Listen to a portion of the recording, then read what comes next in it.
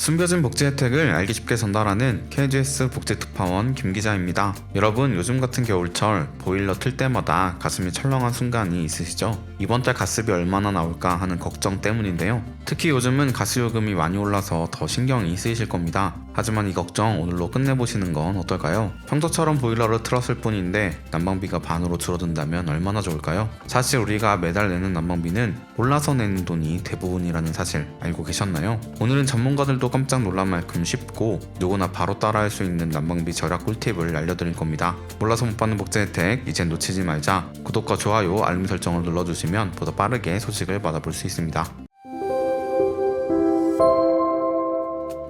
이제 본격적으로 난방비를 절약할 수 있는 구체적인 방법을 알려드릴게요. 오늘 말씀드리는 내용 중 하나만 실천해도 난방비에 큰 변화가 생길 수 있으니 끝까지 잘 들어주세요. 먼저 가장 중요한 건 바로 단열입니다. 아무리 보일러를 잘 써도 집안의 열이 밖으로 새어나가면 난방비는 줄일 수 없겠죠. 단열이 잘 되어 있는 집과 그렇지 않은 집의 난방비 차이는 정말 큽니다. 그럼 단열 상태를 어떻게 확인할 수 있을까요? 방법은 간단합니다. 보일러를 1시간 정도 꺼둔 뒤 집안 온도가 얼마나 떨어졌는지를 확인해 보세요. 만약 1시간 동안 온도가 2도 이상 떨어졌다면 단열이 부족하다는 신호입니다. 단열이 부족하다고 해서 걱정하지 않으셔도 됩니다. 간단한 방법으로도 열 손실을 줄일 수 있거든요. 창문에 뽁뽁이를 붙이거나 문틈에 문풍지를 붙이면 바깥바람이 들어오는 걸 막아줄 수 있습니다. 여기서 중요한 포인트, 뽁뽁이는 집안 모든 창문에 붙이면 안 됩니다. 해가 잘 들어오는 남향 창문에는 뽁뽁이를 붙이지 않는 게 좋습니다. 왜냐면 햇볕이 들어올 때 태양열이 집을 데워주는 효과가 있기 때문이죠. 오히려 남향 창문에 뽁뽁이를 붙이면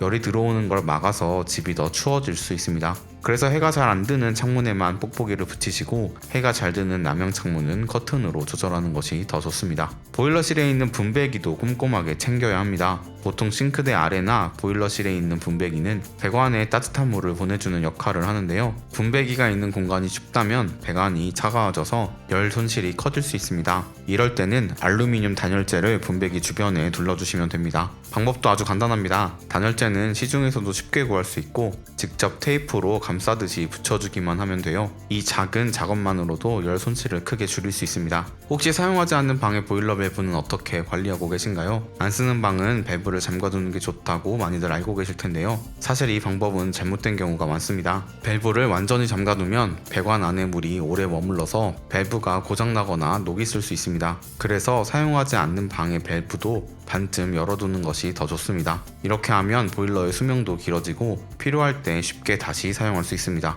그럼 이제 보일러 온도 조절기에 대해 이야기해 볼까요? 많은 분들이 가장 헷갈려 하시는 부분인데요. 보일러에는 실내 온도 모드, 온돌 모드, 외출 모드, 예약 모드 등 다양한 모드가 있습니다. 이걸 제대로 이해하면 난방비를 확 줄일 수 있습니다. 먼저 실내 온도 모드는 집안 공기 온도를 기준으로 보일러가 켜졌다 꺼졌다 하는 방식입니다. 집안에 단열이 잘 되어 있는 경우 이 모드가 효율적이에요. 공기 온도가 설정 온도에 도달하면 보일러가 자동으로 꺼지고 공기 온도가 낮아지면 다시 켜지는 방식이죠. 하지만 단열이 안 좋은 집이라면 이 모드가 비효율적일 수 있습니다. 찬바람이 계속 들어오면 보일러가 자주 켜지기 때문에 가스비가 많이 나올 수 있습니다. 이럴 때는 온돌 모드를 사용하는 것이 더 좋습니다. 온돌 모드는 바닥의 물 온도를 기준으로 작동하는 방식인데요. 바닥이 따뜻해지면서 공기도 덩달아 따뜻해지는 원리입니다. 외풍이 심한 집에서는 이 방법이 훨씬 효과적입니다. 바닥 물 온도는 보통 60도에서 65도 정도로 설정하는 게 좋습니다. 만약 온도를 너무 높게 설정하면 가스 소비가 많아지니 주의해야 합니다. 간단히 정리하면 단열이 잘 되는 집은 실내 온도 모드, 단열이 부족한 집은 온돌 모드로 사용하는 게 좋습니다. 그럼 외출 모드는 어떨까요?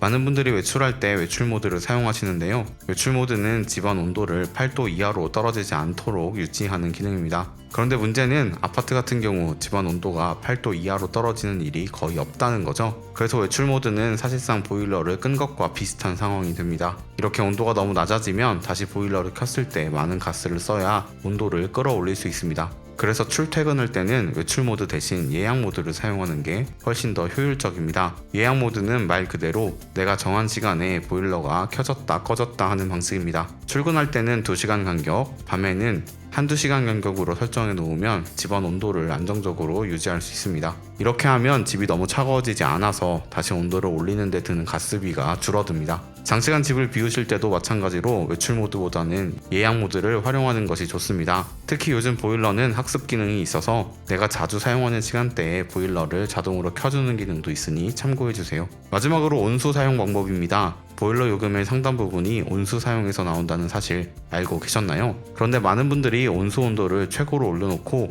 물을 세게 틀어 사용하는 경우가 많습니다. 이러면 물이 빨리 나오긴 하지만 가스 사용량이 크게 늘어납니다. 온수 온도는 40도에서 50도 정도로 설정하고 수압도 살짝 낮추는 것이 좋습니다. 수압이 약할수록 물줄기가 천천히 흐르기 때문에 보일러가 약한 불로도 물을 데울 수 있습니다. 뜨거운 물이 더 빨리 나오고 가스 사용량도 줄어드는 거죠. 특히 샤워할 때는 처음부터 온수를 세게 틀지 말고 중간 정도로 수압을 맞추면 훨씬 효율적입니다. 이렇게 오늘 난방비를 절약할 수 있는 다양한 방법을 알려드렸는데요. 오늘 알려드린 방법들은 모두 당장 오늘부터 집에서도 쉽게 실천할 수 있는 것들이죠. 첫 번째, 집의 단열을 철저히 하고 창문에 뽁뽁이나 문풍지를 설치하는 것. 두 번째, 보일러 온도 조절기를 똑똑하게 사용하는 것. 외출 모드보다는 예약 모드를 사용하고 실내 온도 모드와 온돌 모드를 집 상황에 맞게 선택하는 게 중요했습니다. 마지막으로 온수 온도는 낮추고 수압도 살짝 줄이는 것. 이 세 가지만 기억하셔도 겨울 난방비는 확 줄어들 겁니다. 오늘 정보가 도움이 되셨다면 주변 가족이나 이웃에게도 꼭 알려주세요. 더 많은 분들이 난방비 걱정 없이 따뜻한 겨울을 보낼 수 있도록요.